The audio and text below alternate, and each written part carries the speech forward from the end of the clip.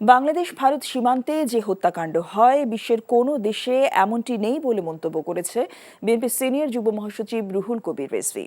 দুপুরে মৌলভীবাজারের জুড়ি উপজেলায় ভারতীয় সীমান্তরক্ষী বাহিনী বিএসএফ এর গুলিতে নিহত স্বর্ণা দাসের বাড়ির পাশে এক সভায় তিনি কথা বলেন।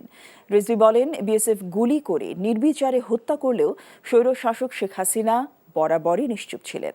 ক্ষমতার লোভে তিনি চাননি ভারতকে অখুশি করতে।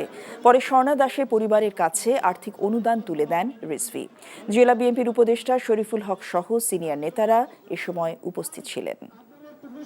শেখ হাসিনা তার জোর জবরদস্তির ফ্যাসিবাদের 16-17 বছরে এত সীমান্তে হত্যা হয়েছে, কিন্তু তিনি নিশ্চুপ। ভারত বাংলাদেশ সীমান্তকে পৃথিবীর সবচাইতে রক্তাক্ত সীমান্ত, সবচাইতে সহিংস সীমান্ত, সবচাইতে মৃত্যু আর লাশের সারিতে মিছিলে পরিণত করার সীমান্ত পরিণত হয়েছে।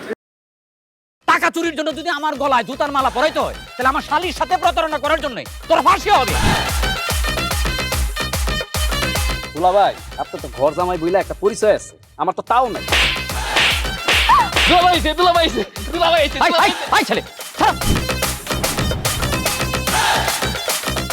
রাজনৈতিক ফ্যামিলির মেয়ে হয়ে ওই কাজ করবে। যারে পাবো আরে পিটাবো। রক্তের নেশায় ধরছে, রক্তের নেশায়, কাঁচা রক্তের নেশায় ধরছে। তোমার এই পলিটিক্স আমার বাম পকেটে থাকে। তোদের বউরে ঝামেলা পাকাই। এই বেটাই, আমি তখন বিয়ে করিনি। দুইটার আমি গুলি করে মারু। মাসুদরা কোনোদিন ভালো হয় না। আপনার পোশাক আশাক দেখে কিন্তু আপনার তালুকদার বংশের লোক মনে হয় না আব্বা। আপনার মনে হয় যে আপনি ফকির বংশের লোক।